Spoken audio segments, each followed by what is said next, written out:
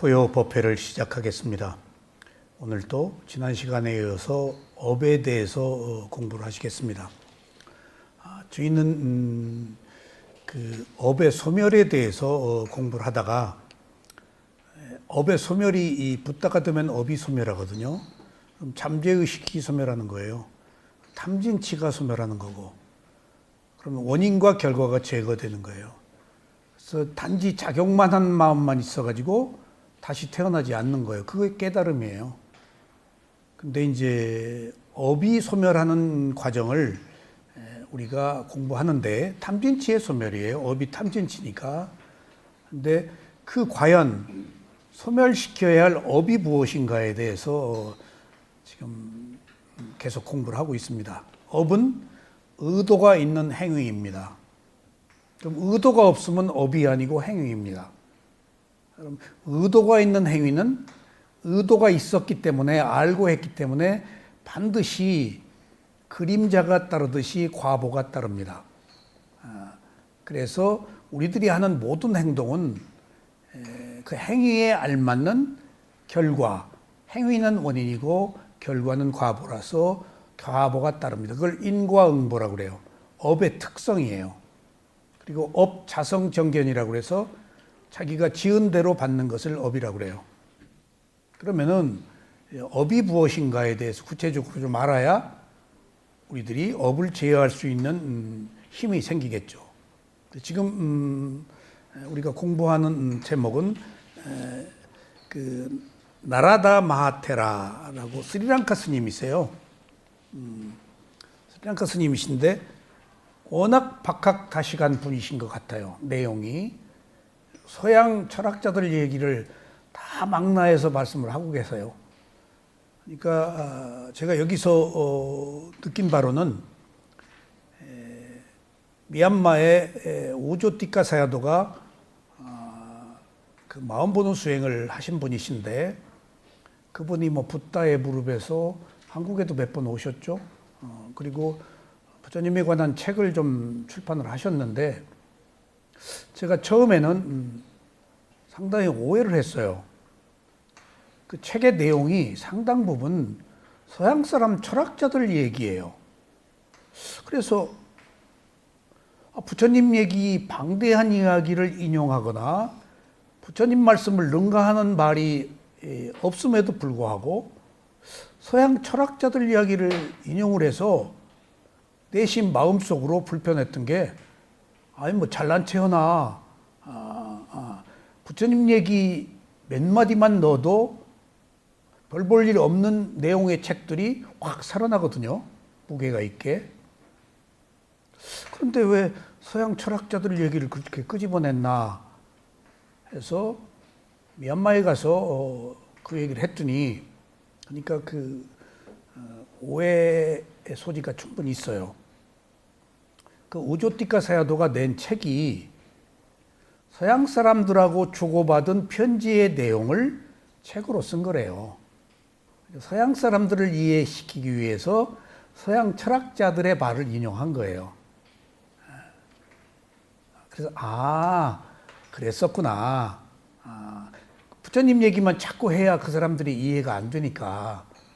근데 여기 지금 스리랑카 스님의 나라다 마하테라도 서양 사람들 철학자들의 얘기를 다 망라해서 함께 풀어 나갔어요. 그리고 이분이 스리랑카 스님이라서 선정 수행과 위파사나 수행을 다 망라한 책의 내용의 업의 작용이에요. 근데 한 가지 여기서 제가 참고로 여러분들한테 말씀드릴 수 있는 내용은, 스리랑카 사람들을 우리가 모르잖아요. 스리랑카 사람들이 영국 식민지 지배를 받았어요. 근데 스리랑카가 인도 옆에 있는 나라잖아요.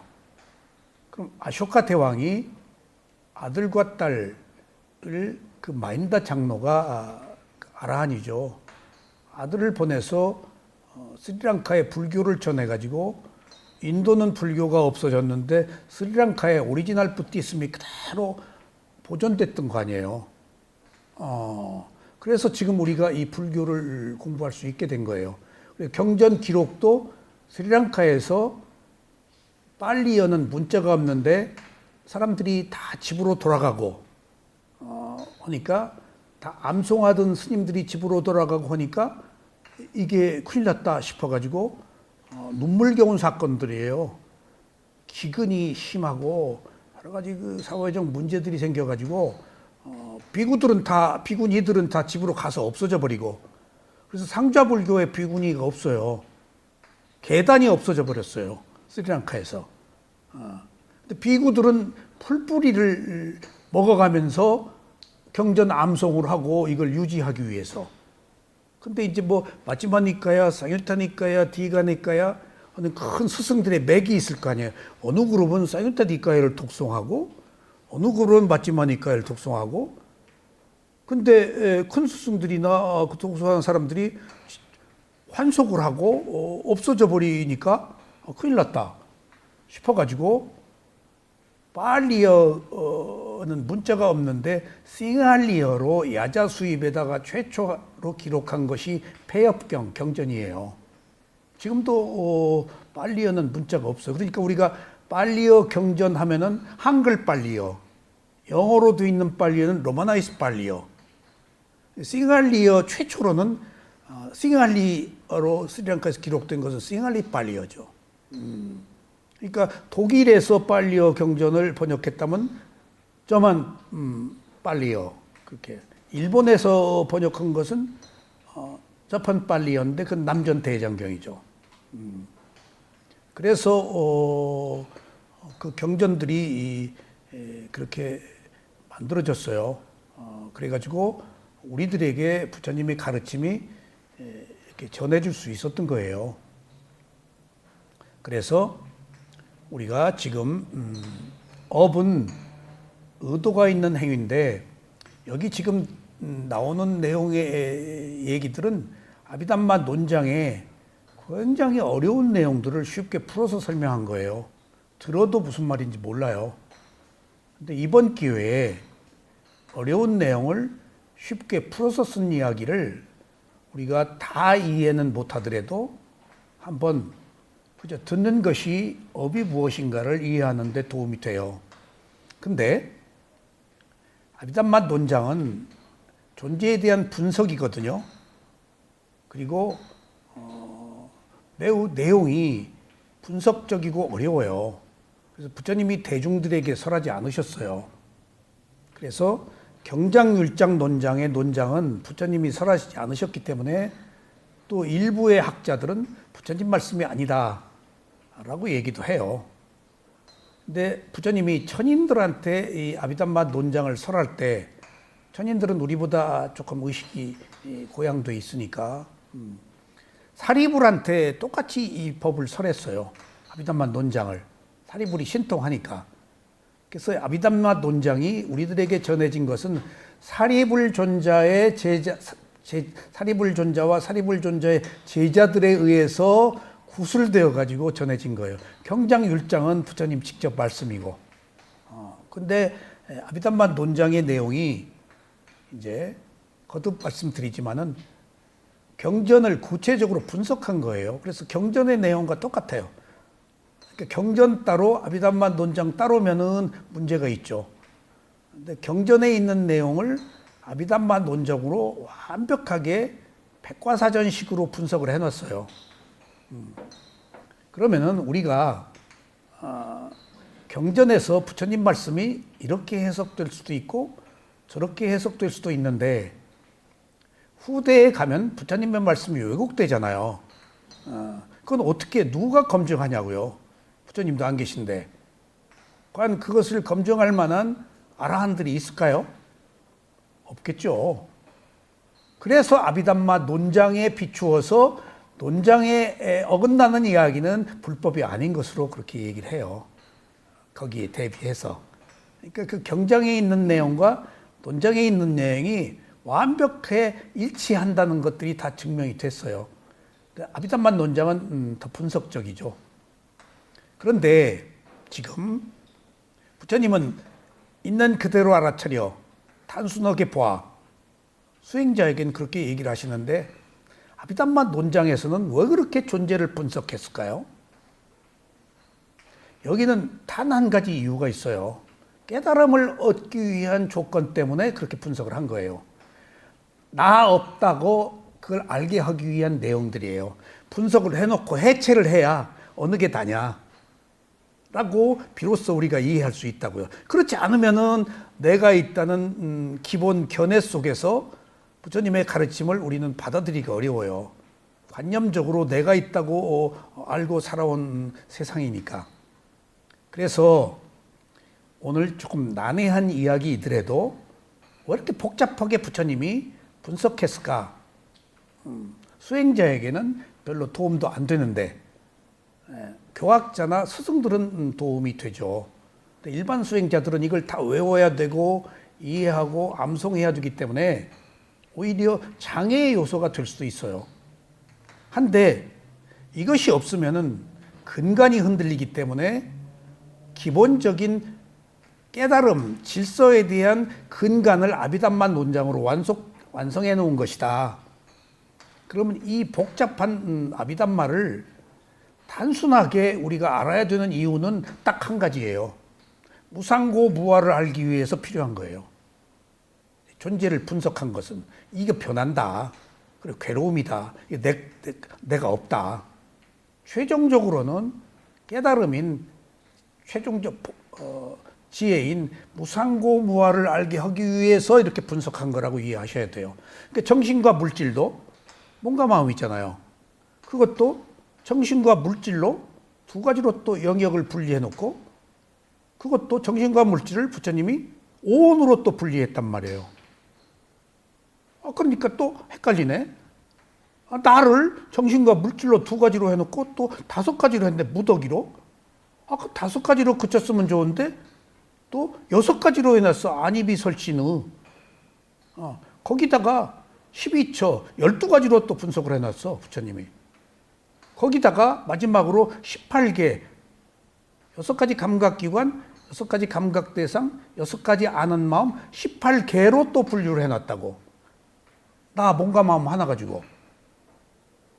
그러니까 이렇게 분석을 해서 하나하나 해체를 함으로써 그 중에 어느 게 다냐.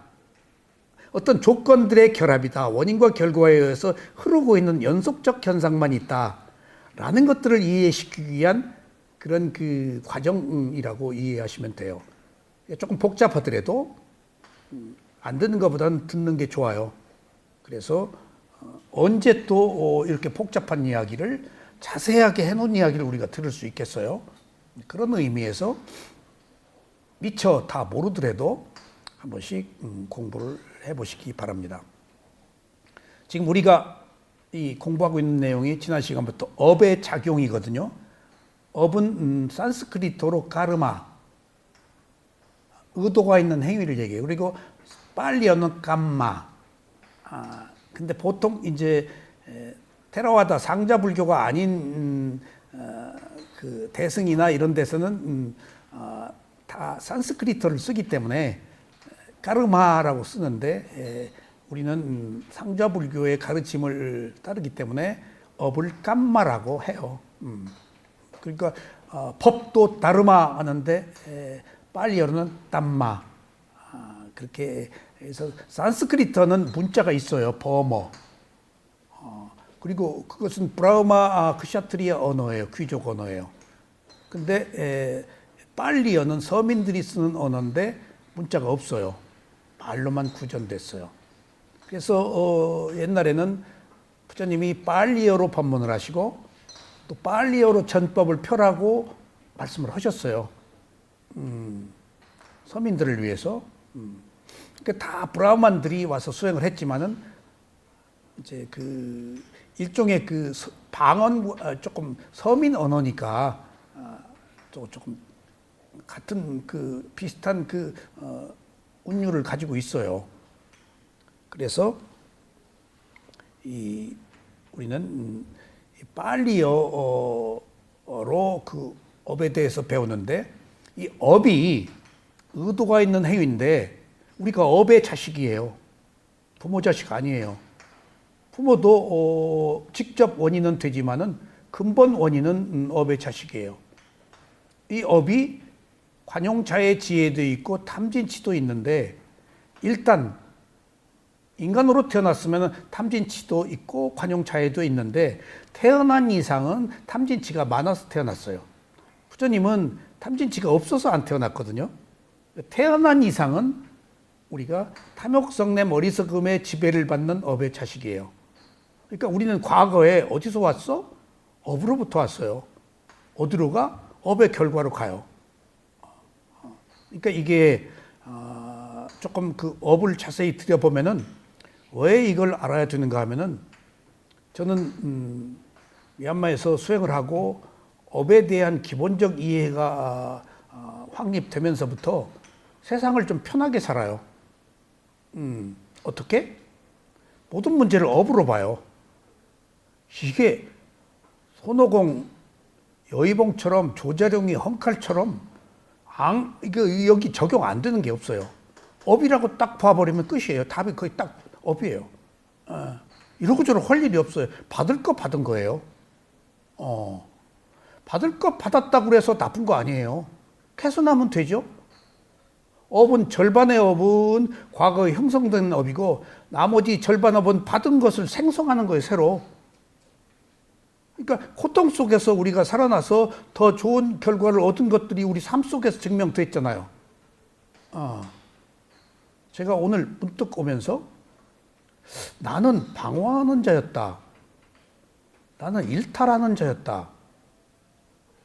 난 그러면은 방황하면 헛짓 많이 했네. 나는 이성적인 것보다 감성적이었네. 일탈하고 끊임없이 벗어났네. 근데 지금 이거 부처님 가르침을 배우고 있네. 이거 매우 이성적인, 감성적인 사람이. 문득 나는 이성적일까? 감성적일까? 보니까 감성이야. 몽환적이고 꿈속에 살았어요. 저는 하고 싶은 거 다 했고 하여튼 꿈을 쫓아서 헤맸어요. 세상을, 광야를. 그리고 나서 그게 전부 감성 아니에요. 그리고 나서 꿈을 쫓아서 사는 것들이 너무 몽환적이고 현실적이지 못해서 생긴 괴로움 때문에 그런 과거에 형성된 업이 있었기 때문에 새로 생성하는 업, 이성적인 업, 현실로 돌아오는 업, 이것을 찾은 것 같아요. 그러니까 내가 과거에 그렇게 그 잡다한 일들을 했던 것은 벗어난 거죠. 이거 만나라고. 거기 해보니까 다 뻔한 거예요. 정말로 해보니까 뻔한 거예요. 다 기승전결이고 다 원인과 결과고 색다를 게 없어요. 여기 가서 저기 가서 또 저기 가서 그 시스템이 일어나고 사라지는 것 속에서 다 기승전결이에요. 원인과 결과로. 그러니까 호기심을 가지고 어느 색다른 그룹에 가서 색다른 것을 배우면 여기 또 딴 게 있나? 똑같아요. 공식이. 삶의 공식이. 이거 뻔한 거네. 이거 뻔한 거네. 색다를 게 없네. 하고 낱낱이 세속에 가지고 있는 어떤 조건들이 똑같은 감각적 욕망과 어리석음으로 다 점철된 것들이라서 더 이상 호기심이 없어졌어요. 호기심 때문에 찾아 나서는 거거든요. 그러니까 여기 가도 뻔하고 저기 가도 뻔하니까 이제 안 뻔한 것이 부처님의 있는 그대로 보는 출세관이고 매우 이성적이고 그게 진실이고 하는 것들이라는 것을 느낄 수 있었어. 그러니까 그게 생성하는 업이에요. 형성된 업에서. 효미 씨도 지금 장난이 아니게 하다가 조금 뒤였어 이제 해보니까. 좋은 학교 나오고 뭐 어디 1등으로 들어가도 별것도 아니야. 그거 뭐 웃겼네. 이제 진실이 무엇인가를 찾아 나설 때가 된 거예요. 선업의 공덕이 있어서 그런 거예요. 아셨죠? 그러니까 그런 의미에서 우리가 이 업이 지금 의도가 있는 행위인데 업의 작용은 동작하는 힘, 작용이라는 것은 동작하는 힘인데 의도가 있는 행위가 작용하는 힘이 이제 뭔가 하면 방황과 잠재의식이라는 거예요. 그 방황가를 얘기하고 있는 거예요, 지금. 잠재의식. 이식할 수 없는 마음이에요. 그러니까 이것과 같아요. 전기가 흐르죠. 지금 전기가. 에너지가 흐르고 있는 거예요. 에너지가 업이에요. 예. 안 보이잖아요, 전류는. 근데 있단 말이에요. 잠재의식은 안 보여요. 근데 있다고요. 빛으로 나왔잖아요. 예. 지난 시간에 말씀드렸듯이 무화과 그 망고나무 딱 갔다가 이게 망고나무입니다. 망고나무야. 근데 나중에 망고 꽃이 피고 망고 열매가 있잖아. 그 망고 나무에 망고 꽃이 어딨냐? 열매가 어딨냐? 조건이 상속되면 있어. 망고 나무에 방황가, 잠재의식, 망고를 열릴 수 있는 잠재의식이 있는 거야, 지금. 숨어 있는 거야. 그게 우리를 살리는 마음이고, 잠재의식의 마음이고, 또 존재의 조건을 형성하는 마음이고, 마음과 마음을 이어주는 마음이고, 그 방황과 잠재의식이 뭔가를 보자고요. 지금 그 얘기예요. 지난 시간부터. 근데 이 잠재의식이 방황가가 생성의 요소, 존재 조건의 형성, 빨리어 사전에 있는 걸 제가 다 적었어요. 존재의 기능, 존재의 조건의 고리, 그 다음에 12연기 12가지를 유지라고 그러는데 여기서 12연기 요소의 재생연결식, 잠재의식이에요. 그게 재생연결식이 생겼다가 바로 잠재의식으로 바뀌잖아요. 이 잠재의식은 업과 같아서 모든 12가지 요소에 숨어 있어요. 숨어 있어요. 그리고 존재 조건의 흐름, 잠재의식, 잠재의식의 흐름, 이런 식으로 굉장히 많아요. 잠재의식. 근데 잠재의식이라고 정확한 표현 아닌데 달리 표현할 길이 없어요. 그런데 한문으로는 이것을 유분이라고 그래요. 있을 유자, 나눌 분자. 유분심, 유분. 이게 분이 나누다, 가르다 그런 말이거든요. 그러니까 이미 잠재의식이 똑같은 마음이 아니고 전류가 흐를 때 이 전류가 최소의 밀입자들이 끊어져서 흐르거든요. 똑같은 건 절대 없어요. 뭐든지 최소의 밀입자가 모여서 이런 형태를 만들어요. 어떻게든지.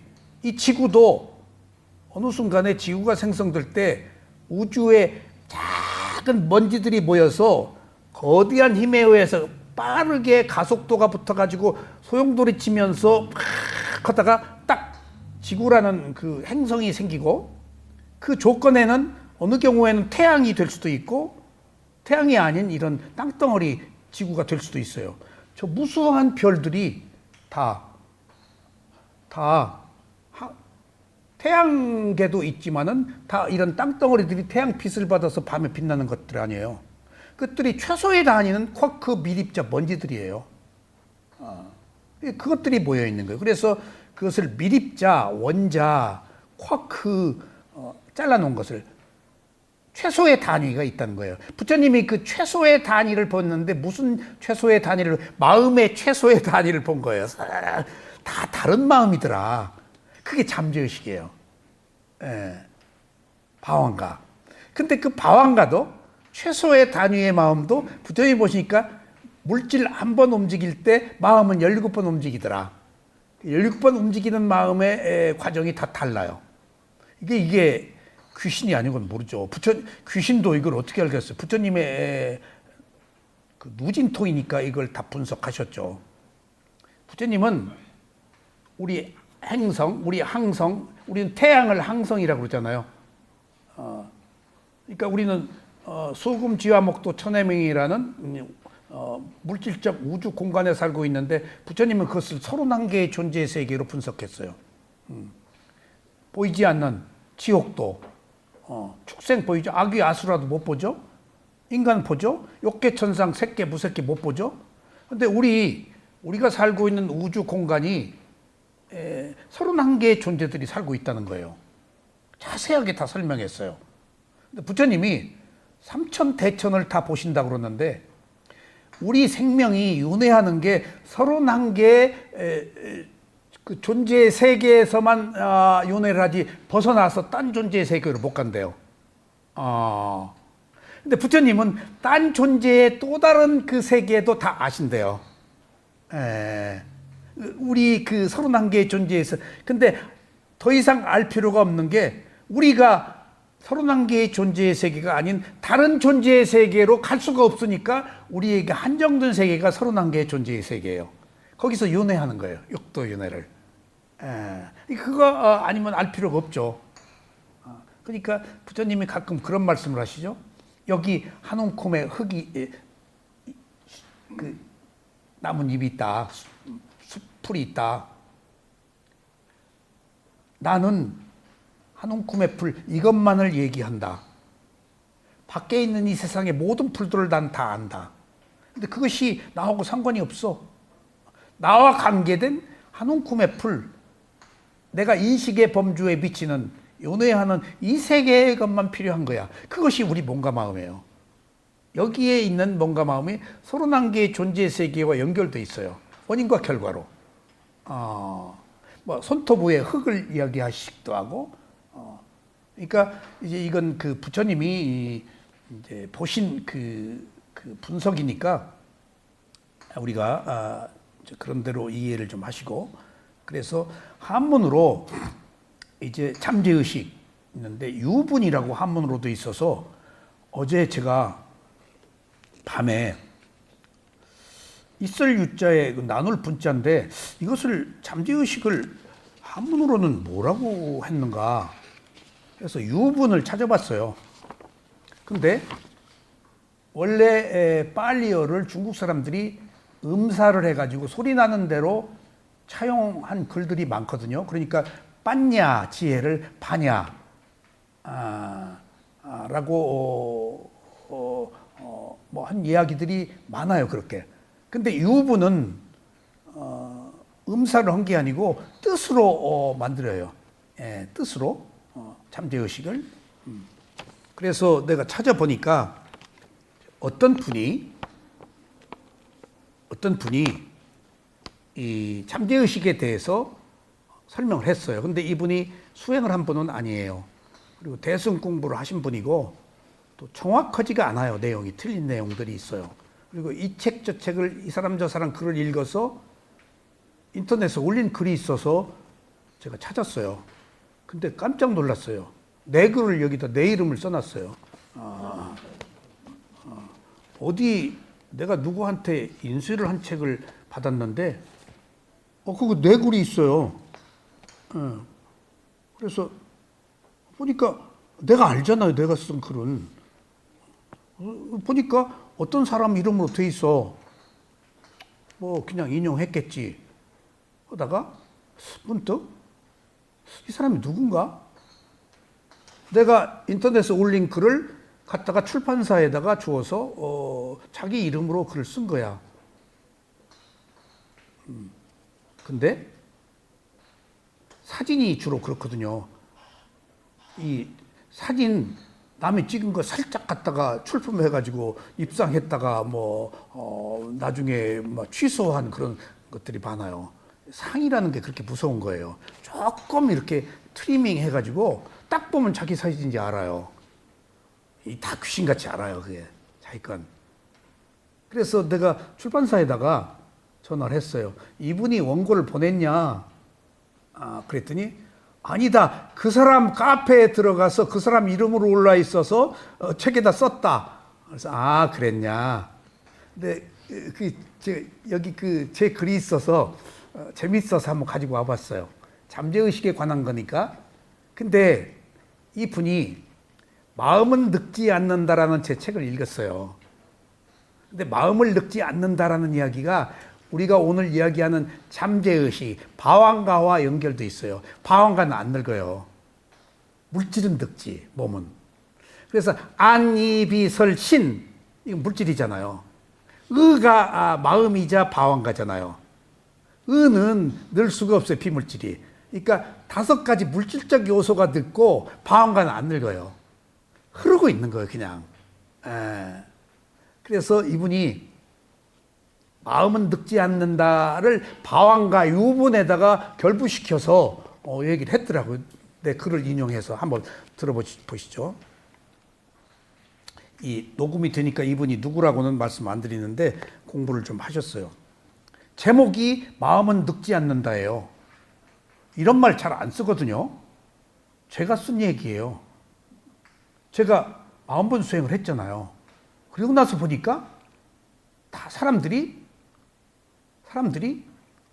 다 19, 17 수준이야. 늙어도 철이 없어. 근데 얼굴은 쭈그러지고 죽어가면서도 철이 없네. 그러니까 마음은 안 늙는구나 하는 것을 40번 수행하면서 제가 관념적으로 개념적으로 그렇게 설정했어요. 그리고 그 마음은 안 늙는다는 이론을 처음에는 완벽하지가 못했어요. 제가 교학자가 아니니까. 그래서 오랫동안 마음은 늙을 수가 없다는 사실을, 마음은 비물질이니까 그 증명하느라고 혼났어요. 그걸 누가 또 틀렸다 그래서 시비가 걸어요. 마음이 왜 안 늙냐. 근데 지금 옛날이나 지금 좀 철이 없죠? 안 늙은 거예요, 마음이. 나이 먹으면 철이 들어가야 되는데 노망 들려서 더 철이 없어. 그리고 이런 게 또 있어요. 나이를 먹으면은 생명에 대한 그 소중함 때문에 의외로 철없는 짓을 해요. 집착을 해요. 그거 이해해줘요. 쓰러져가는 생명에 대한 집착 때문에 어떻게 나이 먹어서 저럴 수 있을까? 나이 먹으니까 더 해요. 그거 이해해줘야 돼요. 가령 바람을 핀다든가 하는 것에 있어서조차도 저 노인 양반이 왜 저래? 근데 내가 쓰러져가는 생명의 불꽃을 집착하고 계시구나. 그건 그거대로 또 이유가 있겠지. 이분이 제목을 마음은 늙지 않는다로 제 책 보세요. 어느 원로 가수는 거울 보기가 싫다고 했다. 그러니까 이분이 이렇게 시작하는 거 보면 또 친화력이 있어요. 거울을 마주하면 주름지고 말라비틀어진 자신의 얼굴이 보기 싫다는 것이다. 그래서일까? 한때 잘 나가던 유명 배우나 가수들이 나이가 들면 종족을 감추는 것과 같다. 아름다운 모습이 찌그러지고 추한 모습으로 다니까 나오지 말지 하는 아쉬움이 나도 있었어요. 나도 이제 오라 그러면 안 가. 그리고 지난번에는 이 차이나 칼라가 아니고 여기 갈라진 하얀 옷을 입었더니 딱 그거 한번 입고 제가 법문을 했어요. 근데 왜 요 안에 있는 목이 그렇게 보여? 목이 그냥 너무 나이 먹은 사람이 가지고 오는 쭈글쭈글한 목. 그것만 보이네. 말은 안 보이고. 절대 그 옷 안 입어야 되겠다. 내가 꼭 이 모양이에요, 지금. 그래서 그 옷 안 입고 이제 요거 가려진 옷, 목이 안 보이는 셔츠. 사람이 이렇다고. 누구나 늙는다. 제목이 마음은 늙지 않는다요. 내 책의 그 제목을 따다 이분이 글을 썼어요. 부처님도 늙어갔다. 어느 날 부처님이 홀로 조용히 명상하다가 저녁 무렵에 서쪽의 양지 쪽에 등을 두고 앉아 등을 따뜻하게 하고 계셨다. 그런 모습을 본 부처님의 시자 아난다가 안쓰러워하자. 이때 아난다가 뭐였다고? 수다원이니까. 안쓰러워하다는 것은 지금 아난다 얘기야. 부처님은 안 쓰런데 아난다가 괜히 지가 만들어서 그렇게 본 거야. 안쓰러워하자 부처님은 시각 능력 등 5가지 감각 능력의 조짐이 보인다고 말씀하시고서 다음과 같이 개성을 읊었다. 여기 중요한 얘기가 나와요. 부처님은 시각 능력 등 5가지 감각, 안이비설신 5가지 감각 능력의 변화의 조짐. 여기 은은 안 넣었다고요. 바왕가는. 물질만 넣었다고. 물질은 안 늙으니까. 늙어가는 몸에 관한 영역, 가야는 우파사나만 있는 거예요, 지금. 그리고 다음과 같이 개성을 읊으셨다. 부끄러워할지어다 가련한 늙음이여, 추악한 모습을 드러내는 늙음이여. 이게 부처님 말씀인지 아닌지는 모르겠어요. 이분이 대승경전에서 따왔는지. 대승경전 부처님 말씀이 아니고 나중에 후대에 만들어진 이야기들이라서 조금 그 빨리어하고는 다른 경우가 있어요. 하여튼 있으니까 읽어볼게요. 잠시 즐겁게 해준 사람의 영상, 늙어감에 따라 산산이 부서지네. 100세를 살더라도 결국 죽음을 궁극적으로 할 뿐 누구도 예외로 하지 않고, 여기까지 틀린 얘기 아니에요. 그것들은 모든 것을 부숴버리네. 쇠퇴한다, 부선다, 망가진다, 무상하다는 거예요. 몸은. 예. 여기서 그렇게 위대하신 분도 이 내용은 자기 얘기야. 그러니까 자기 얘기 집어넣으면 안 되는데, 이제 이 글을 읽고 개성을 읽고 자기가 쓴 말이야. 그렇게 위대하신 분도 늙음을 조연하실 수가 없었던지 부처님께서도 늙어감에 무척 서글퍼하신 것 같다. 이 것 같다는 맞아요. 자기 시각으로 감상적으로 내가 이것을 읽고 이성과 감성에서 이 사람이 다를 바 없이 살았구나. 자기식으로 누구를 본 거야. 근데 내가 자기식으로 보고 불쌍하다 어쩌다 하는 것에서 깨어났다고 그랬지. 뭘로? 업으로 보고 딱 나는 깨어난다고. 받을 거 받았어. 그 고통 속에서 더 지혜를 얻으면 되고 더 살면 되지. 우리는 다 6.25를 겪었잖아. 아직 못 겪었구나. 나 4살 때, 아니 그 해방 이듬해 나가지고 4살 때 피난 내려가가지고 1.4 때 그 모진 고생을 다 하고 해병대까지 갔다 와서 죽을 고비 넘기고 그런 그 환난 병고 속에서 지금 어떤 때는 내가 자가용을 운전하면서 야, 촌놈이 자가용을 내가 운전을 하다니 상상도 못하는 거 아니야. 그리고 제가 시골에 어느 면소재지에 살고 있었는데 도시에 고등학교를 나갔는데 다 그 모임들이 있어요. 근데 다 촌놈으로 나를 안 봐. 다 도시에서 중학교, 국민학교를 같이 다닌 사람으로 봐, 애들이. 나를 꺼. 근데 나밖에 없어, 우리 친구들 모임에. 다 거기 누구 의사 아들, 누구 아들 근데 그 중에 딱 한 놈만 꼭 나를 찍어. 촌놈. 촌놈. 걔는 내 신분을 알아버려. 그래서 걔 앞에서 꼼짝을 못해.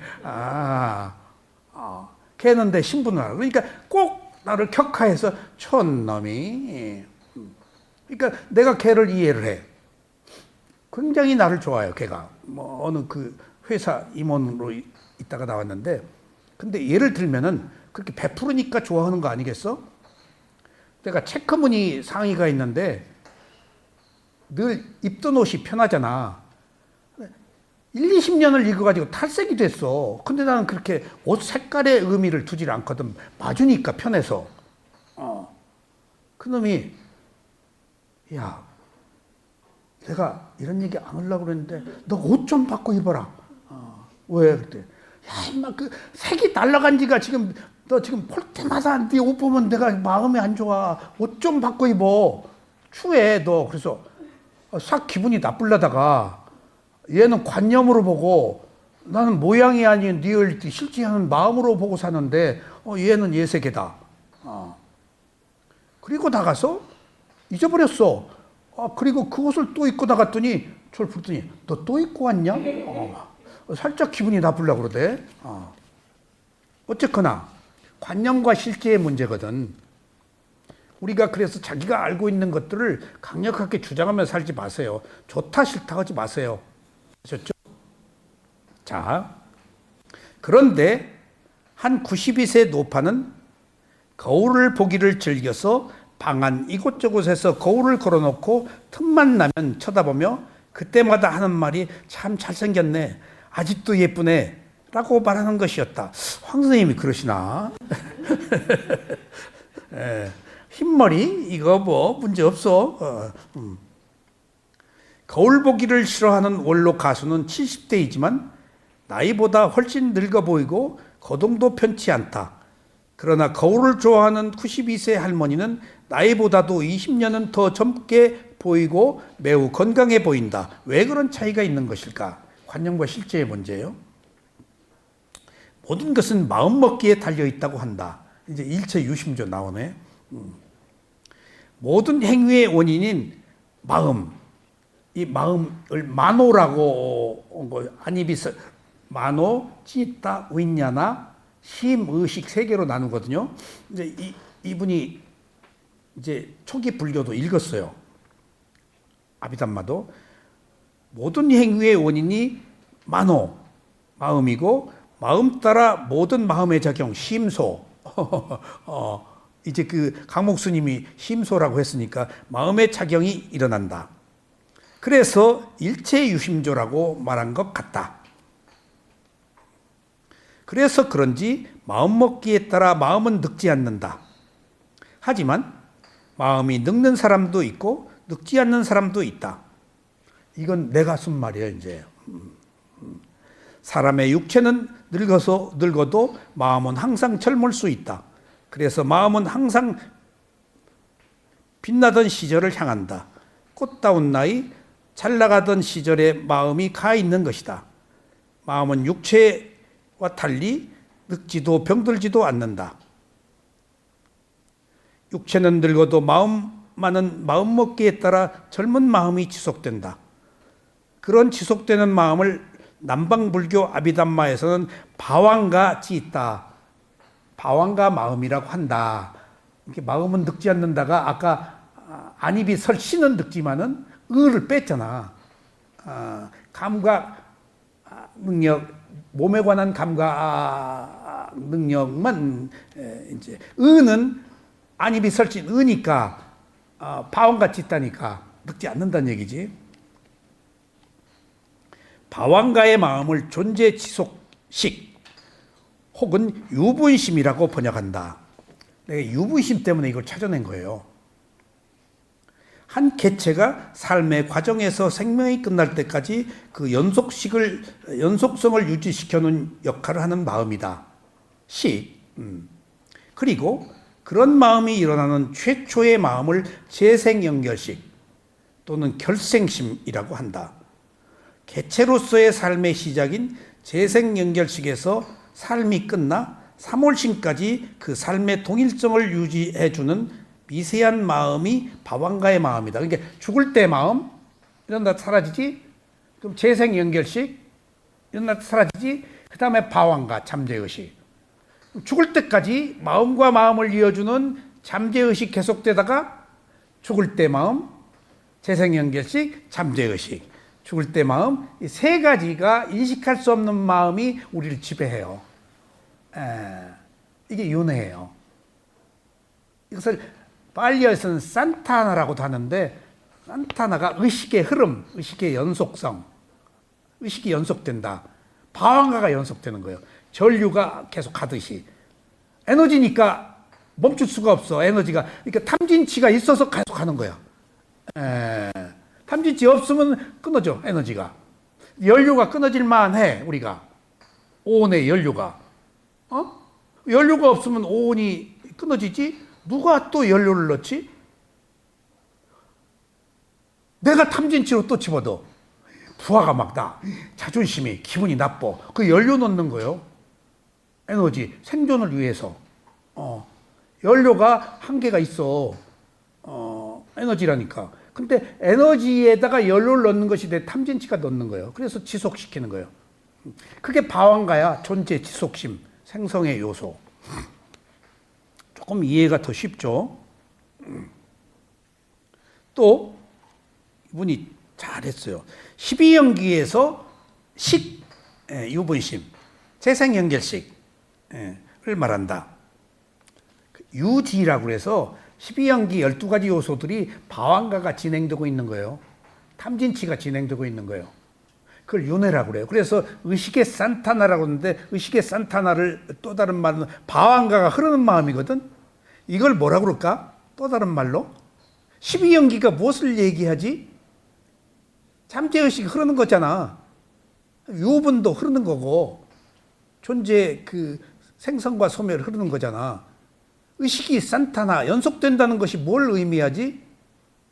바티차 사무파다예요. 윤회예요. 윤회를 의식의 산타나라고 그래요. 계속. 근데 여기서 조금 더 구체적으로 가면 유분. 의식이 흐르는데 나 조각조각 그 의식이 다 다른 것이다. 같은 것이 흐르지 않고 무상하니까. 그 쿼크, 최소의 미립자들이 모여서 흘러가는 건데 최소의 미립자들이 빠르니까 같아 보이지만은 최소의 단위들이 에너지에 의해서 흘러가고 있다. 이것들은 다 끊어져 있어, 사실은. 부처님의 지혜로 보면은. 그래서 분이라고 그런 거예요. 끊어진. 예.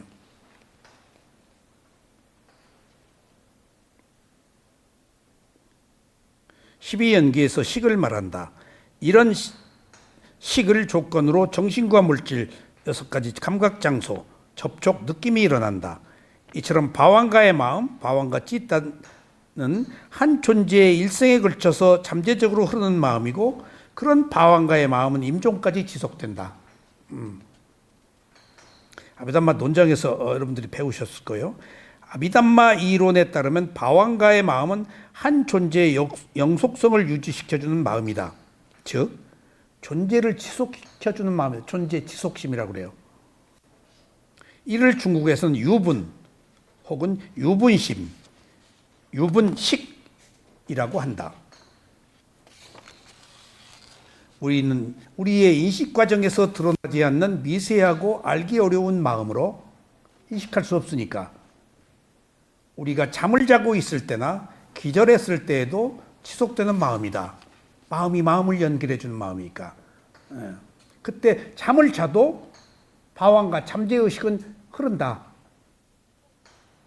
서양 심리학의 용어로는 잠재의식이라 그런다. 원칙적으로 이 잠재의식과는 조금 다르다. 표현할 길이 없어서 그런 거예요.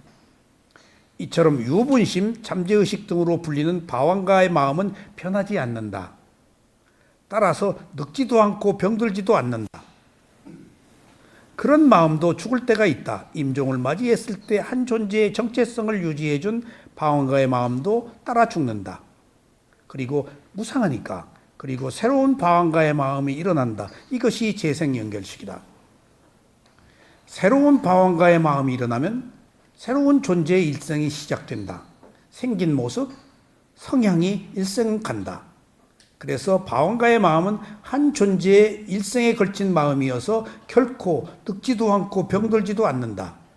이와 같이 마음은 늙지 않는다. 따라서 미리 늙는다고 위축되면 더 빨리 늙는다. 마음을 젊게 먹고 살자. 자기가 몸이 늙으니까 마음도 따라서 안 늙는데 늙었다고 그렇게 정의를 내리는 거예요. 사실과 다르게. 에? 그런데 마음 먹기에 달렸다는 것은 객관적인 마음이 아니고 사람의 주관에 따라 달려 있다고 할 수 있다.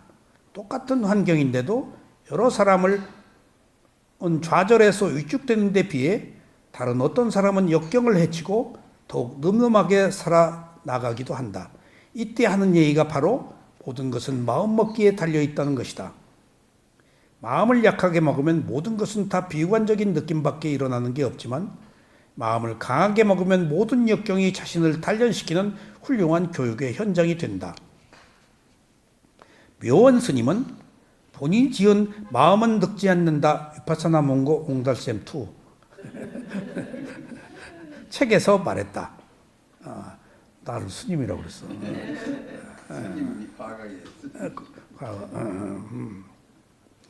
그러니까 미얀마에 왔다 가잖아요. 그러면 이제 그 사람들이 있는 데서 자기들께 야 묘원 스님 왔다, 모현 스님 왔다 그런데 그래서 너 알아? 나 못 봤어. 너 옆에 있는데 너 알아? 못 봤어. 그래서 내가 속으로 웃고 말죠. 괴로움 속에서 벗어나 행복하기 위해서 중도를 실천해야 할 함을 일깨웠다. 내가 책에서 무엇이나 모두 알려고 하지 마라. 제 책에서 읽은 글 같아요. 불필요한 일은 망상을 일으킨다. 감당할 수 없는 것을 구하지 마라. 힘에 넘치는 일로 인해 참여한다. 정도를 벗어나서 바라는 것은 모두 감각적 욕망으로 하는 것이다. 바라는 것이 없으면 괴롭지 않고 마음이 늙지 않아서 괴롭지 않다. 몸은 늙었지만 마음까지 늙었다고 생각하면 괴롭고 슬프다. 이런 지혜를 가지고 행복한 삶을 사는 것이 위파사나 수행이다. 괴로움이 있으면 반드시 행복도 있다. 괴로움에서 벗어나 행복하기 위해서는 감각적 쾌락과 극단적 고행을 뛰어넘는 중도를 실천해야 한다. 괴로움을 있는 그대로 알아차린 중도가 괴로움에서 벗어난 유일한 길이다. 몸은 늙지만 마음은 늙지 않는다. 몸 때문에 마음이 위축되어서는 안 된다.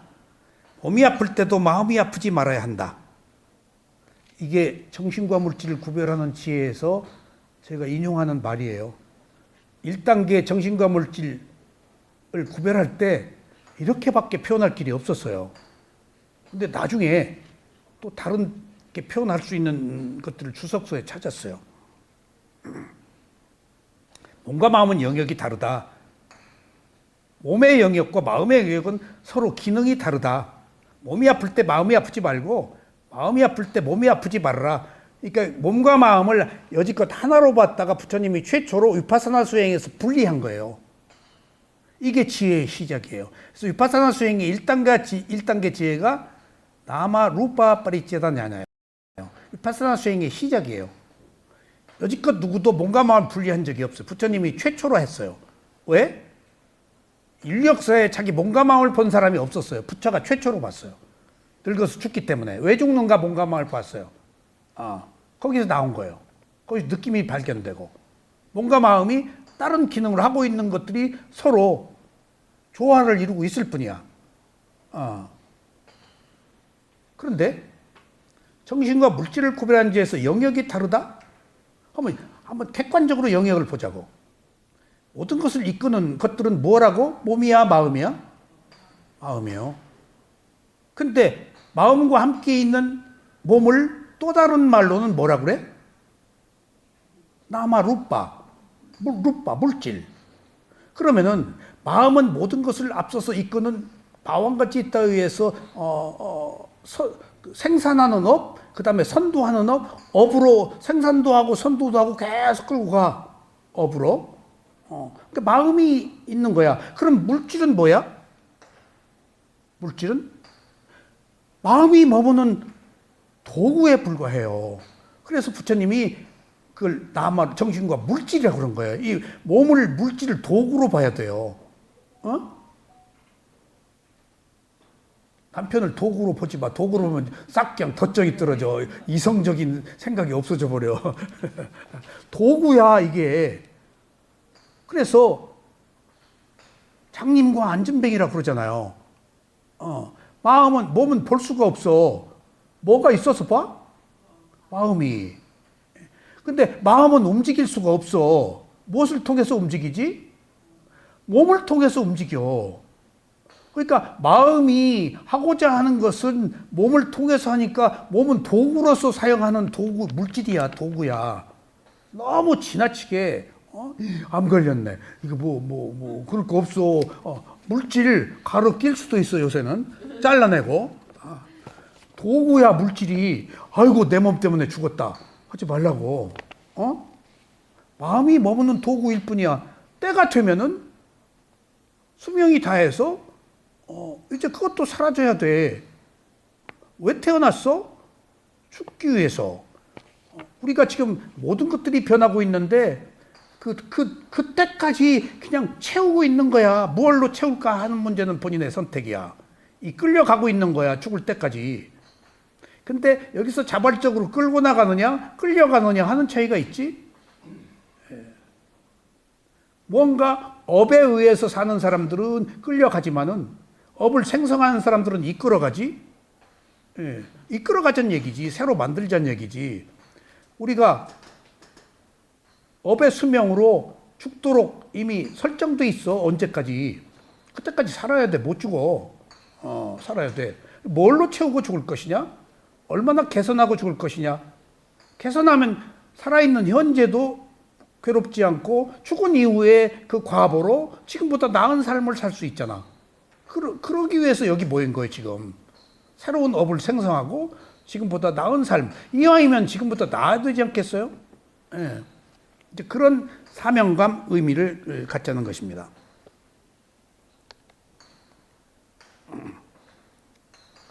몸이 아플 때도 마음이 아프지 말아야 한다. 그래서 몸을 여러분들 도구라는 생각, 물질이 도구예요. 이용하고 있는 거예요. 이용하고 있는 거예요. 너무 물질, 도구에 대해서 그렇게 집착하지 마세요. 도구로 그냥 두세요. 그래서 불교는 몸을 안 다뤄요, 잘. 마음을 다루는 종교예요. 마음이 모든 것을 이끌기 때문에. 그 마음에 선심과 불선심이 있으니까, 그러니까 불선과보와 선과보가 따르기 때문에 가능한 아니면 있는 그대로 알아차려서 선심을 먹어서 선과보를 받아서 선과보, 불선과보조차도 없어버리는 단지 작용만 한 마음을 갖는 것이 깨달음이에요. 원인과 결과, 선과보, 불선과보도 다 없어지는 게 부처님 마음이에요. 좋다 싫다가 없어요. 그냥 있는 그대로 보기 때문에. 선악이 없어요, 부처님한테는. 왜? 선악이 무슨 의미가 있어? 일어나고 사라져 버리는데. 선도 일어나고 사라지고 악도 일어나고 사라지는데. 문득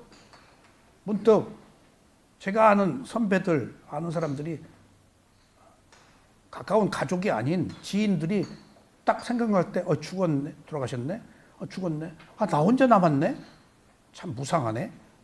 그때마다 느끼는 것은 일어나고 사라지는 것 속에서 선과 악이, 옳고 그름이 어디가 있어. 그냥 다 일어나면 사라져 버리는데 도토리 기재기식으로 뭐가 옳다, 뭐가 그렇다라고 이전 투구를 하며 살 게 아니고 다 덧없는 세월 속에서 있는 그대로 알아차려서 현재 괴롭지 않은 마음을 가져서 지금 이후도 괴롭지 않은 것밖에 할 일이 없구나.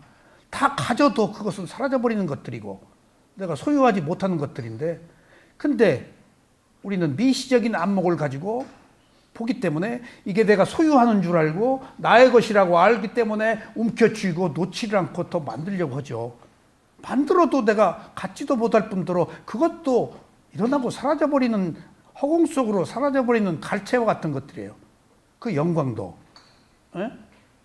제가 그 연극을 했었기 때문에 연극 막이 내리고 갈채, 근데 늘 사라져버린 갈채를 전 기억하고 있어요. 갈채 속에서. 그 또 해요. 연극 힘들어요. 시간이 없어요, 첫째. 왜냐면 대사 외워야지, 연기해야지. 한 사람 빠지면은 싫어하잖아요. 그러니까 적어도 연극을 하는 몇 개월 동안에는 사생활이 없어요. 그러니까 이제 벗어나서 그 고통에서 벗어나는데 그 칼체가, 그 집중이, 연극할 때 집중하거든요. 그 집중이 맛있는 거예요. 그러니까 이제 며칠 하고 나면 끝날 때쯤 되면은 다 대사가 정해져 있잖아요. 장난기가 딱 생겨요. 내가 대사를 딱 잠시 말을 멈춰요. 그럼 딱 상대편이 나를 딱 본다고 대사 잊어버린 줄 알고. 옛날에는 무대 뒤에 다 읽어줬어요. 근데 그 뒤에는 안 해요. 딱 엉뚱한 얘기를 해버리는 거예요, 내가. 일부러. 그럼 상대편이 귀가 질렸어. 내가 대사 잊어버린 줄 알고. 그리고 딱 생각난 것처럼 또 바르게 대사를 외워. 내가 장난친 거예요. 며칠 하면은 그러면은 연출이 또 잘했다. 내가 대사 잊어버린 줄 알고 버벅거린 줄 알고. 나 일부러 그런 거예요. 그리고 이 객석을 보면요, 조명이 오잖아요. 안 보여요. 그런데 조금 보는 힘이 있으면 이 조명 안에 사람들 머리가 다 보여요. 보는 힘이 조금 생긴 거야. 그리고 무대가 하고 이제 막이 닫히면 박수가 나오죠. 그 박수가 뇌리에서 안 떠나요. 그걸 갈채라고 내가 글도 좀 썼어요. 갈채. 칼체를 기억해. 예. 그러니까 그게 감각적 욕망이에요. 그것 때문에 또 해. 예. 우리들이 어떤 자기 만족이라는 것이 그 칼체 때문이거든. 그 영광. 예. 그게 허공 속으로 사라져버린 것을 기억하고 있는 거예요. 지금 붙잡고 있는 거예요. 현실적으로 보면은. 예. 이성으로 보면 허공에 사라진 건데 감성으로 보면 내 머릿속에 가득해. 예. 그래서 관념과 실제의 문제들이에요, 이게. 특히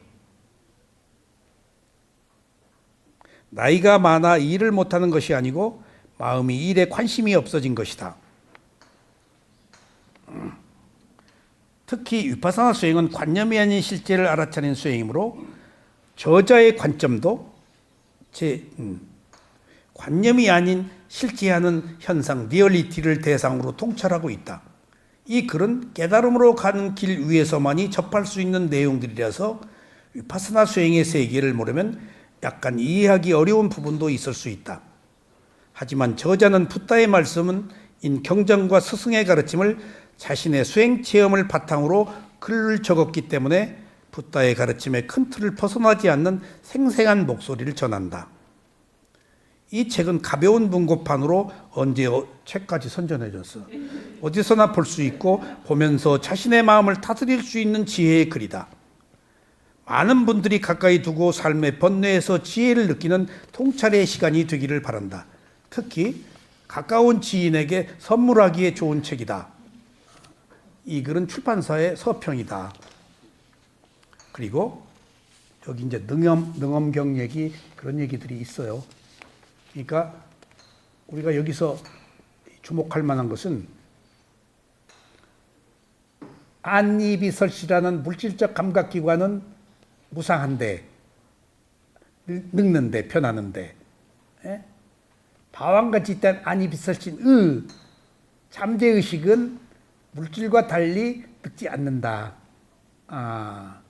그것은 원인과 결과를 흐른다. 그 변화가 무상한데 내용이 다른 거예요. 에?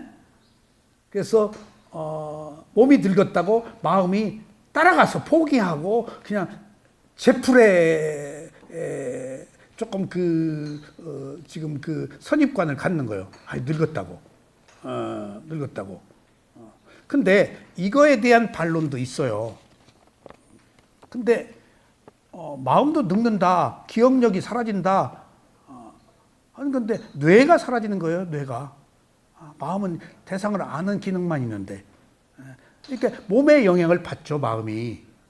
근데 마음 자체는 대상을 아는 그 기능이고 잠재의식의 흐름이기 때문에 굳이 우리가 방황가는 그대로 흐르는 것들이라서 늙지 않는다라고 그렇게 이해를 해주세요. 늙어요? 예? 그 물질이죠. 물질이죠. 그래서 몸은 마음을 머물게 하는 도구이니까 영향을 받죠.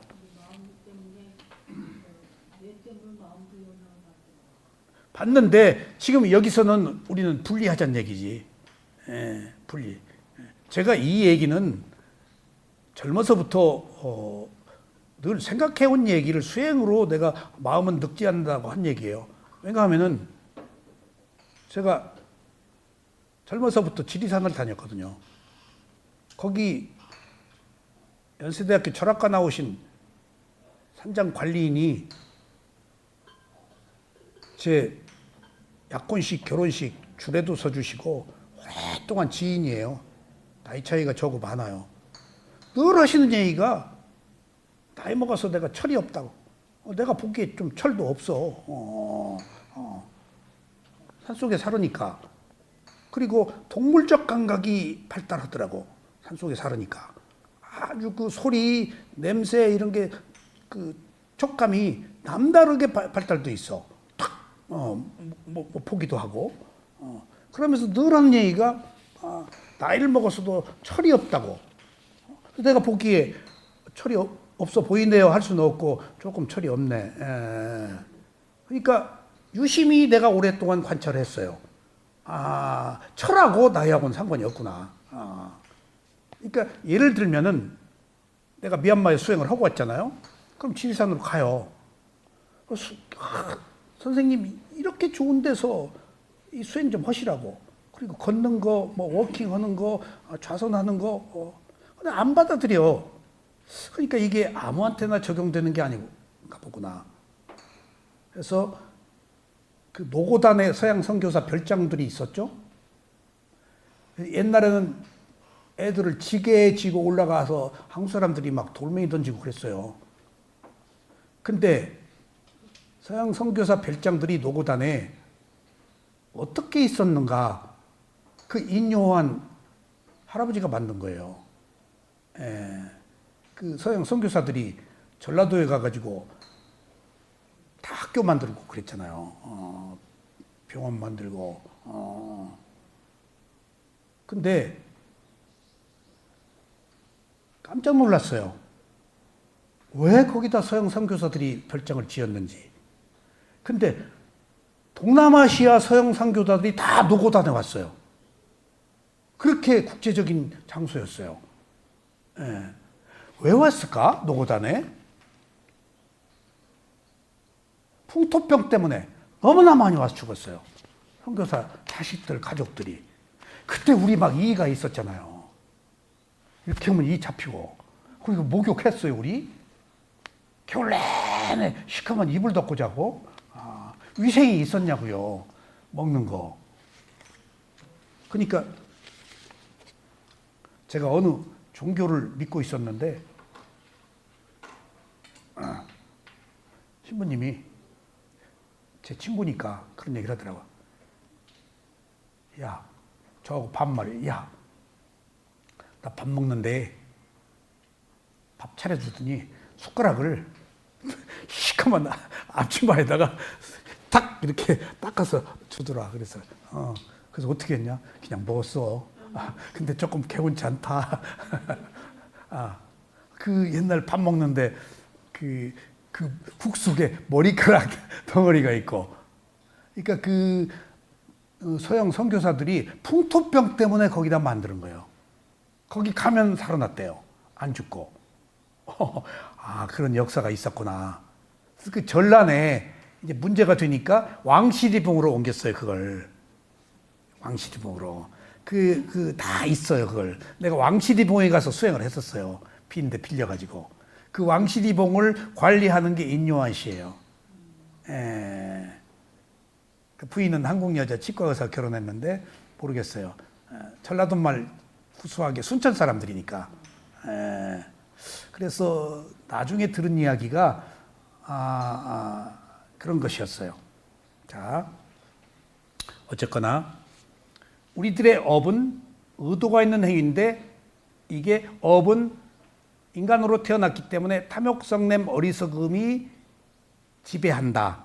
그럼 업은 탐욕성냄 어리석음이 있다. 관용차의 지혜도 있지, 인간으로 태어났기 때문에. 근데 주도적으로 끌고 나가는 것은 탐욕의 뿌리 박은 마음, 성냄의 뿌리 박음, 어리석음의 뿌리 박은 마음이기 때문에 잠재의식인 거예요. 근데 그 업과 함께 흐르는 것이 잠재의식이다. 그래서 힘이 미쳐서 영향을 주는 거예요. 업이 잠재의식이 우리들의 삶에. 그래서 불가분의 관계를 맺고 함께 가지고 있는 것이 우리들이 존재 지속힘, 마음과 마음을 이어주는 마음. 그것을 지금 잠재의식을 한번 조금 보자고요. 교재 조금 나가야 되니까.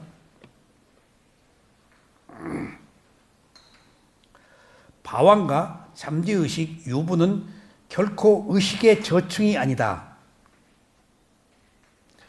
이것은 또 바이어의 잠재의식과도 일치하지 않는다. 서양 사람 바이어 학자. 서양 철학에서는 바완가를 위한 어떠한 장소도 보이지 않는다. 어디에 머물지 않는다. 함께 있지. 그러니까 그 마음이 심장에 몇 미리 공간 안에 머문다 하는 것들은 잘못된 견해예요. 몸과 함께 있지 어느 특정한 장소에 있질 않아요. 바완가니까.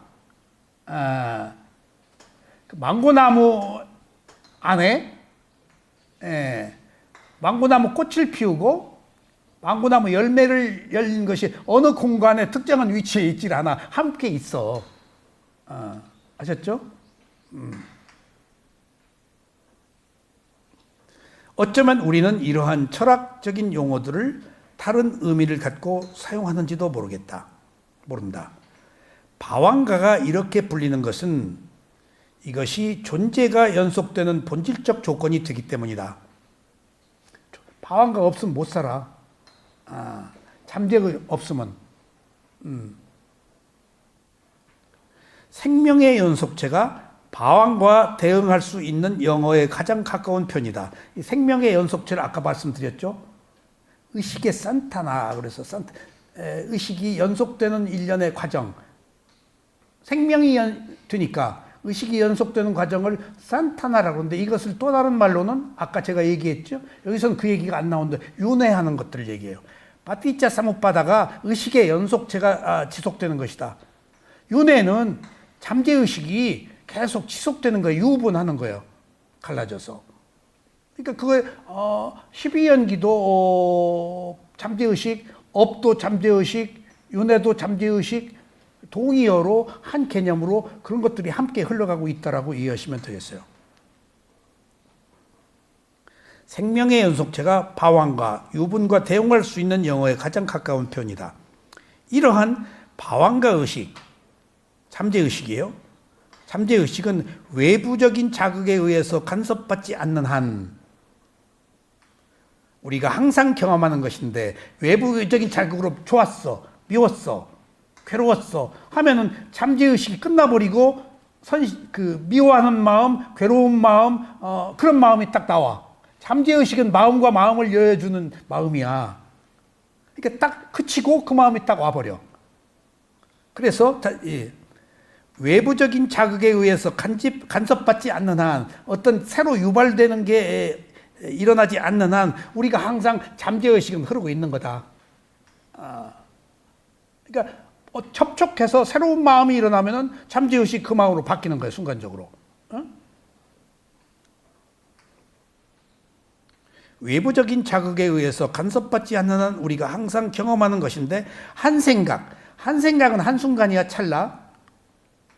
한 생각, 순간 동안 활동하다가 물질적, 정신적 대상이 마음이 들어올 때 사라진다. 어떤 딴 마음이 들어오면 딱 사라져. 그리고 그 마음이 정신적, 물질적으로 일어난 새로운 마음이 없어지면 또 잠재의식으로 환원돼. 그래서 마음과 마음을 이어주는 마음, 존재 지석심, 존재의 생성 요소, 존재를 가능하게 하는 기능들, 이런 것들을 종합적으로 얘기해요. 다음에 즉시 그리고 딱 사라져버려. 그리고 사라지고 즉시 대상을 보는 안식이 일어나는데 잠재의식 갖다가 딱 보고 안식이 일어나. 그러면 잠재의식은 사라져 그때. 하지만 있어. 사라지지만은 잠재돼 있어. 안식이 일어나는데 이것에 대해서 더 이상 알 수 없다. 이때 안식이 일어날 때 이때 잠재의식에 대해서 더 우리는 알 수가 없다. 왜냐하면 잠재의식은 인식할 수 없는 마음이기 때문에. 이러한 감각작용 다음에 그렇게 보이는 대상을 받아들여서 아는 의식이 뒤따른다. 이게 지금 잠재의식이 17개로 일어나고 사라지는 과정을 설명하기 위해서 이렇게 쓴 거예요. 하나가 아니에요. 잠재의식이. 다음 순간에 그렇게 보이는 대상을 판별하는 생각, 또 순간이 일어난다. 다음 마음이. 17개의 마음 중에 또 하나가. 그 다음에 확정하는 생각은 순간이라고 여기다 하고 있어요. 확정하는 생각, 순간이 따르고 그 분별이 작용하면서 자유의지가 그 역할을 하게 된다. 여기에 의존해서 연속되는 심리적 중요한 단계를 속행이라고 부른다. 자화나. 바로 이 단계에서 어떤 행위가 도덕적인지 비도덕적인지를 판단하게 된다. 업은 이 단계에서 형성된다. 조금 어려워도 전체적인 흐름의 내용이 이래요. 그래서 보세요. 여기서 17개의 마음 중에 뒤에 나와요. 과거 유분, 유분동, 유분단절, 전향, 오식, 영수식, 판별식 하는데 9번째부터 7개의 속행이 딱 나와요. 자와나. 그 다음에 7개의 속행 다음에 확정식, 보존식. 이렇게 뭔가가 확정하고 보존해서 기억하고 하는 일련의 과정을 거쳐서 지금 마음이 작용하고 있다는 거예요. 지금 잠재의식이. 여기서 17개의 잠재의식 중에 7개가 속행인데 7개의 속행이 빠르게 가는 마음이야. 참 빠르게 가는 마음. 여기서 속행에 대해서 두 가지 의미를 우리가 엿볼 수가 있어요. 속행에 대해서. 속행이 주는 두 가지 의미 중에서 지난번에 공부했죠? 오래전에. 속행은 빠르게 가는 마음이야. 어디 멈추질 않아. 가속도 때문에.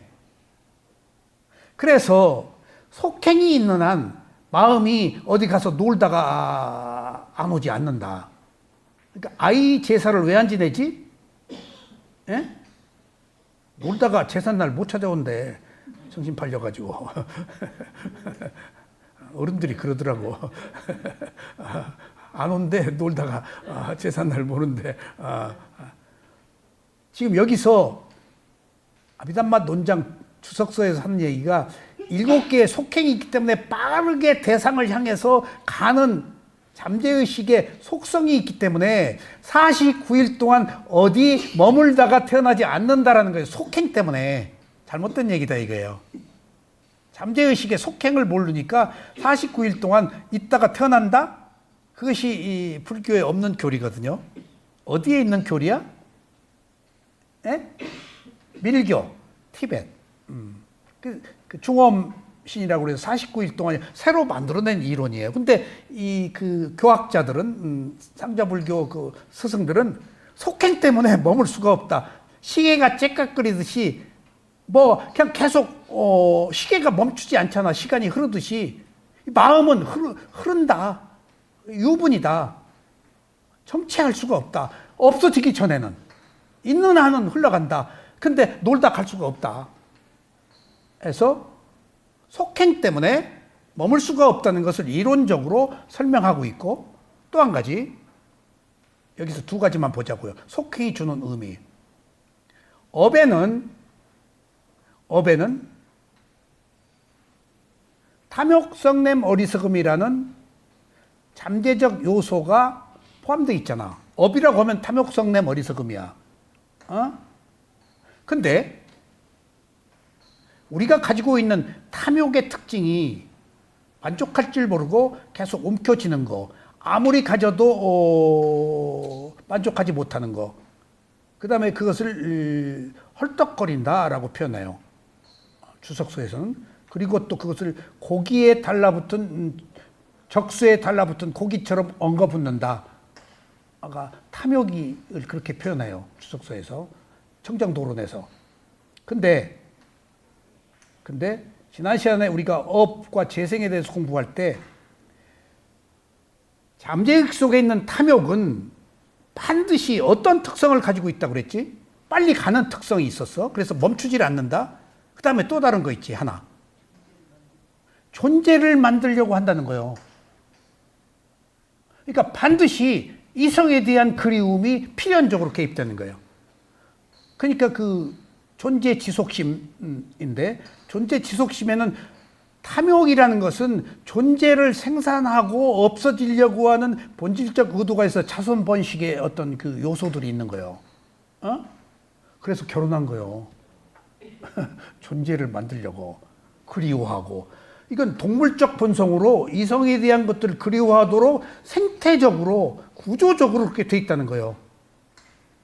그것을 모든 것들이 지금 존재들이 다 후손을 위해서 온갖 방편으로 뭐 날리고 뭐하고 뭐 다 하고 지금 뭔가 자손 번식을 위해서 자기 그 생존의 의무를 다하잖아요. 동물 보세요. 새들이며 뭐며 전부 그것들이 인간보다 더 그 종족 보존의 번식력이 강하잖아요. 그게 탐욕의 특성이라는 거예요. 그래서 종족 보존이라는 건 제 쓴 표현이고, 뭔가 존재를 만들려고 하는 본질적 그 특성이 있기 때문에 이것이 도덕적인 사회에서 룰에 어긋나는 행동이 있을 수밖에 없어. 있을 수밖에 없어. 그러니까 너무 막 그렇게 요거지 마. 본능이요. 제도적으로 그걸 억제해야지. 근데 단 한 가지 이것은 주의해야 돼. 집에 팬티만 입고 있지 말라고. 팬티 입고 뭐 사고 났대 누가. 그러니까 옷을 차려입어야지. 허술하게 입으면은 존재의 지속심이 탐욕의 존재를 만들게 하는 본능이 더 발동하게 조건을 형성시키니까. 요새 그 연예인 누가 떠들썩하게 나서 누가 누구를 어쨌다 하는데 내용인즉슨 그때 집에 옷 안 입고 그것만 입고 살아가지고 생긴 것이다. 뭐 그런 얘기가 나와서 하는 얘기. 일러 가능했겠구나. 어떤 조건이 그렇게 성숙되었었겠구나. 그러니까 그 잠재의식이라는 것이 머물 수 없다는 그 방황과 아니면 자화나 속행 때문에, 그리고 속행은 존재를 만들려고 하는 탐욕이 있기 때문에 우리들이 이성적으로 그리워하는 것들은 구조적으로 우리가 가지고 있는 생태적 문제다 하는 것들을 여기서 간접적으로 엿볼 수 있습니다. 아셨죠? 근데 모든 사람에게 그 조건이 다 적용되는 건 아니죠. 왜냐 하면은 결혼 안 하는 사람들은 그런 그 존재에 대한 그 거부하는 또 집착이 생기겠죠. 존재를 만들려는 집착이 있으면 반드시 거부하는 집착도 있기 마련이거든요. 반대급부가. 뭐 그런 차이일 거예요. 그것은 업이 달라서 그래요. 업이 달라서. 만약 올바른 견해를 가졌다면 이것은 도덕적이 된다. 만약 잘못되었다면 이것은 비도덕적인 것이 된다. 속행이 도덕적인 것과 비도덕적. 마음에 나타난 대상이 바람직하거나 바람직하지 않은 것과 관계없이 우리가 자화나 속행의 과정을 도덕적이거나 비도덕적인 것으로 만드는 것은 가능하다. 그러니까 우리가 그 속행을 도둑질하고 비난하고 얻기 위해서 살인하고 사기를 치고 하는 것은 비도덕적인 속행이지, 빠르게 숨가쁘게. 근데 그렇지 않은 사람의 경우는 선한 도덕적인 속행이 가능하다. 이건 우리가 선별할 수 있다는 거예요. 예를 들면 만약 어떤 사람이 적을 만났을 때 저절로 성냄이 일어날 것이다.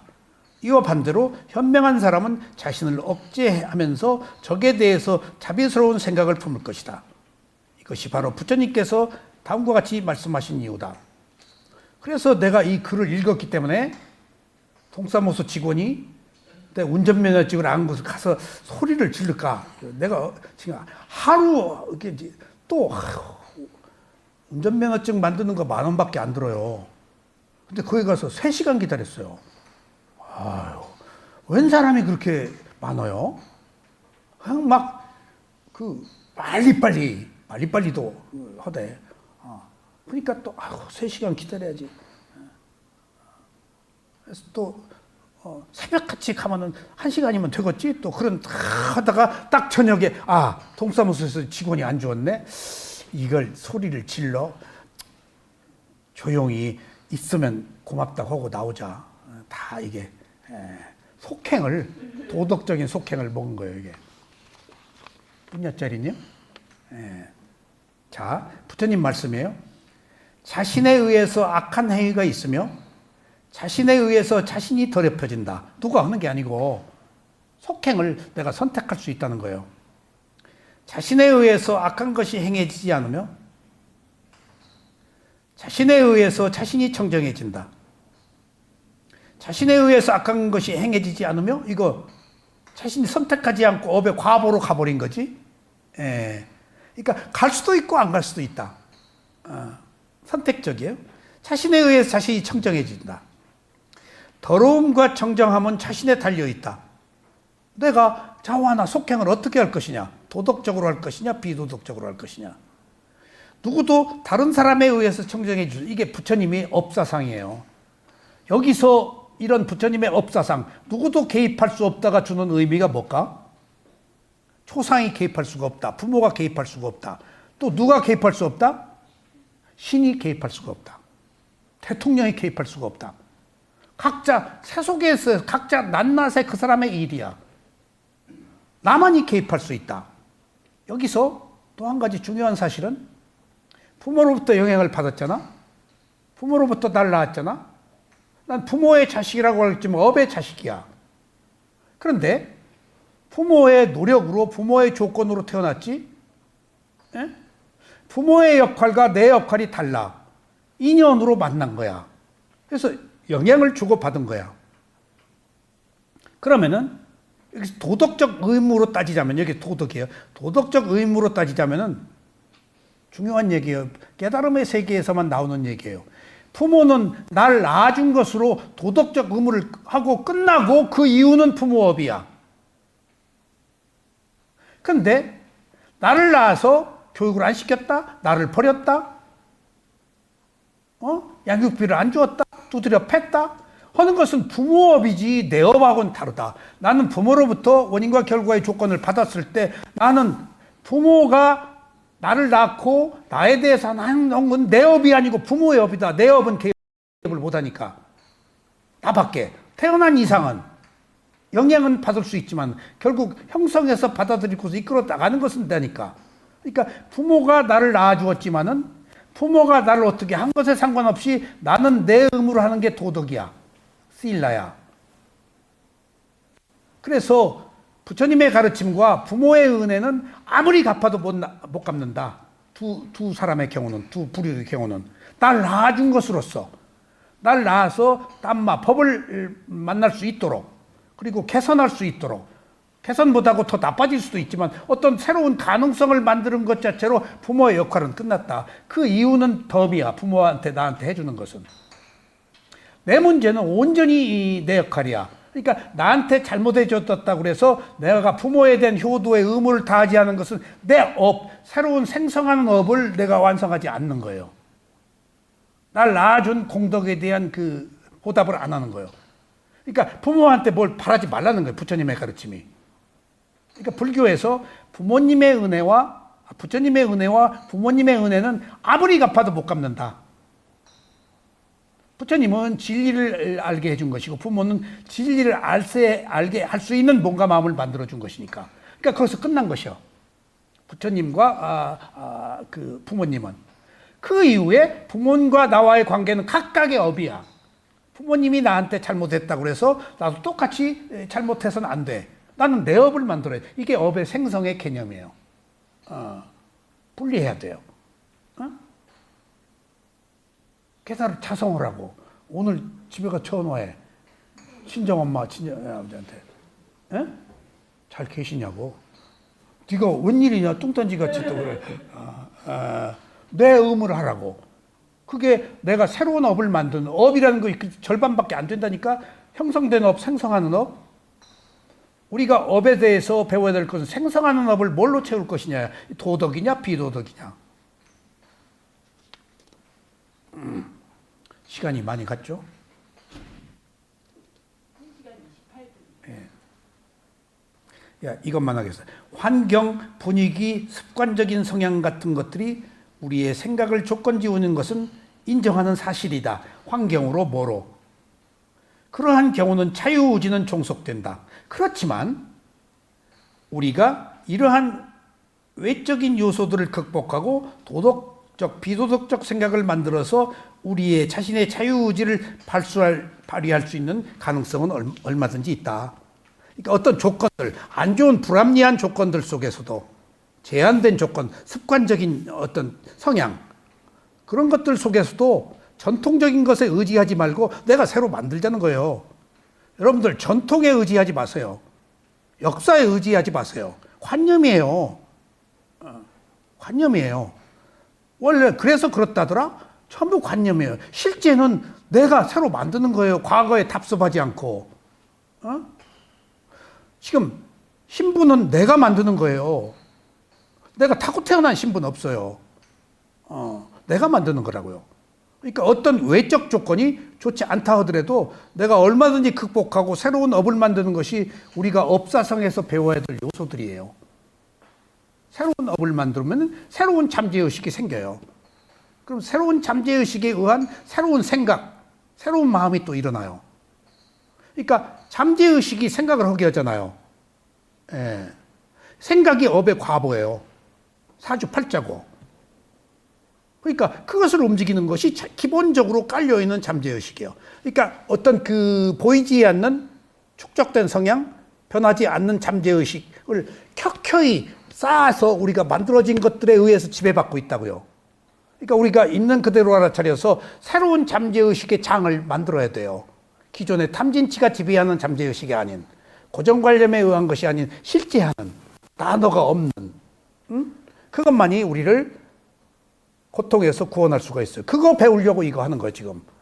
그거 배우려고 업을 우리가 공부하는 거예요. 새로운 업을 만들자.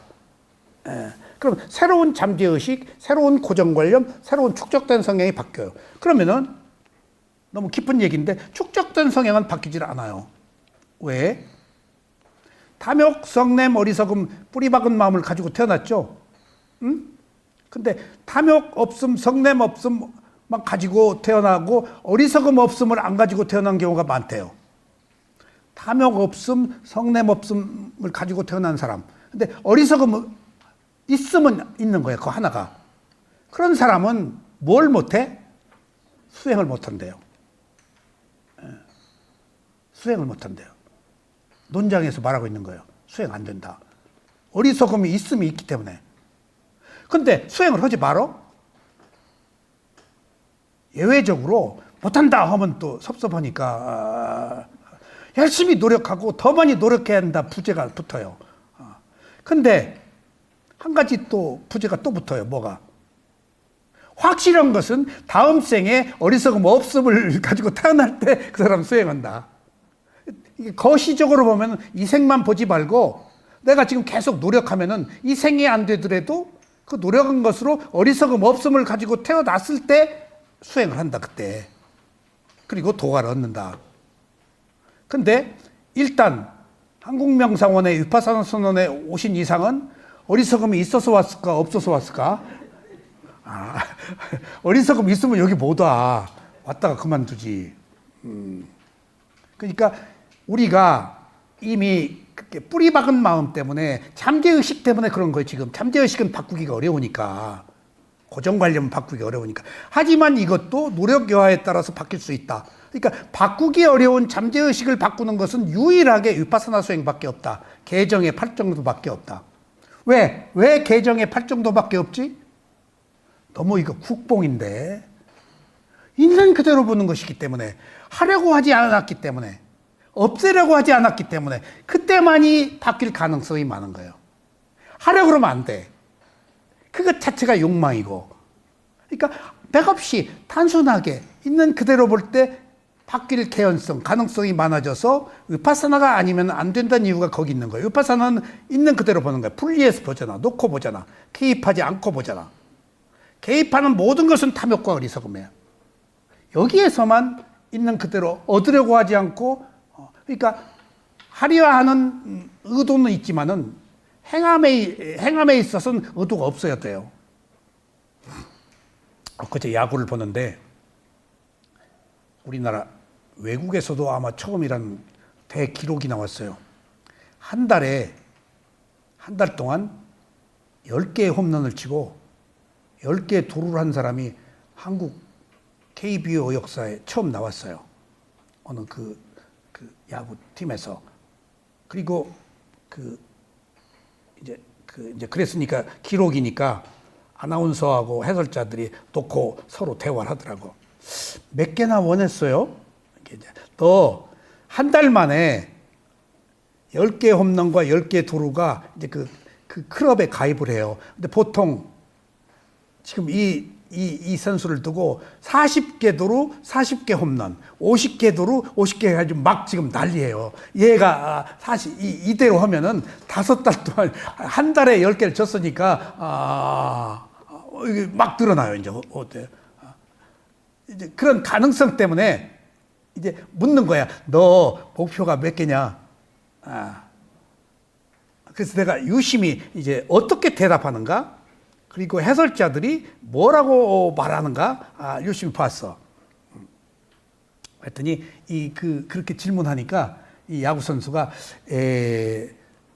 작년에 뭐 7개, 뭐 재작년에 몇 개 아파가지고 금년에 한 달 만에 10개를 했는데 제가 목표는 한 20개로 잡고 있습니다. 그러니까 그 아나운서나 해설자들이 똑같이 에이 그러는 거야. 너 겸손한 척 하지 말아라. 에이 그러는 거야. 높게 잡아야지. 뭐 어쩌고 저쩌고. 근데 얘가 딱 그렇게 겸손하게 저 50개 목표입니다. 그 욕망 건방 떠는 거예요. 지금 근데 얘가 딱 이놈이 됐네. 그러니까 의도는 목표가 있을 때 행함에 있어서는 하려함이 없어야 된다. 그 말이 해주고 싶은데 해설자가 그 말 안 하네. 네가 설령 마음속으로 50개 목표를 설령 말을 안 하고 잡았더라도 하려고 할 때는 50개 잊어버리고 해라 하면 그게 아주 멋있는 말이 됐을 텐데 아이고 그 말을 못 하더라고. 어려운 말이죠. 그러니까 우리가 행함에 있어서는 하려함 없이 하라 그 말이야. 하려함 없이는 힘이 들어가니까 욕망으로 하니까 그게 위파사나예요. 그냥 필요해서 하라. 필요해서 먹어라. 필요해 돈 벌어라. 필요해 사랑하라. 목적을 가지고 하지 말라. 목적은 있으되 행함에 있어서는 하려함 없이 해라. 그러니까 50개 하면은 몇 개도 못 쳐요. 그것을 미얀마에 갈 때 한 3년 있겠습니다. 1년 있겠습니다. 얼마 만에 와? 한 3년 있겠습니다. 속으로. 아이고 3달도 못 있고 오겠다 저 사람.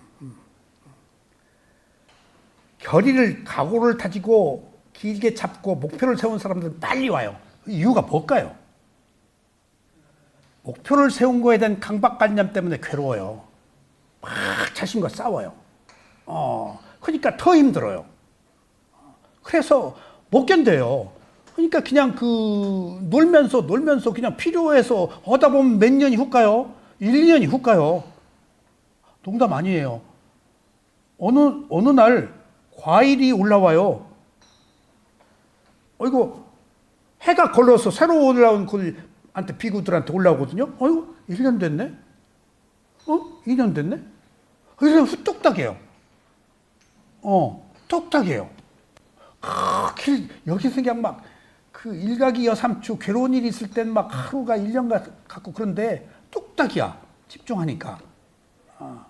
그래서 제가 거의 10년 거의 가까이 비구 생활할 때 한국에 대한 10년의 갭이 있어요.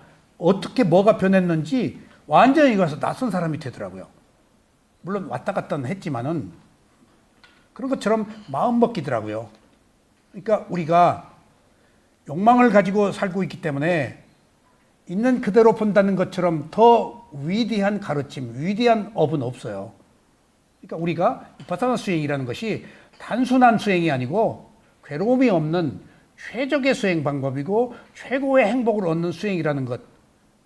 그리고 이 수행은 부처님의 깨달음을 얻는 위파사나 수행에서밖에 없어요. 선정은 아니에요. 목표 얻으려고 하잖아요. 그러니까 이것은 이해하기 어려운 매우 미묘한 거예요. 그래서 묘하다 그런 거예요. 이게. 알 수가 없어 이 정신세계는. 해보지 않은 거야. 바라지 않고 한 것들은. 그래서 이걸 불가사의하다고 그래서 이 수행을 중국 사람들은 묘하다고 그랬어요. 저거 뭐 있는데 보니까 사람의 힘으로 되지 않는 불가사의한 것이야. 이게 있는 그대로 보는 것 때문에 가능한 거예요. 위파사나가 아니면 어려워요. 위파사나는 개입하지 않고 놓고 보니까 분리해서 보니까 주관적으로 보지 않고 객관화해서 하나의 땀마 현상으로 보니까 좋아하고 싫어하지 않고 하나의 현상으로 보니까 여기에 뭣도 어떤 그 번뇌도 찌꺼기도 붙질 않아요. 오직 청정함만 있지. 이것이 우리가 가고 있는 길입니다. 오늘 여기까지 말씀드리겠습니다.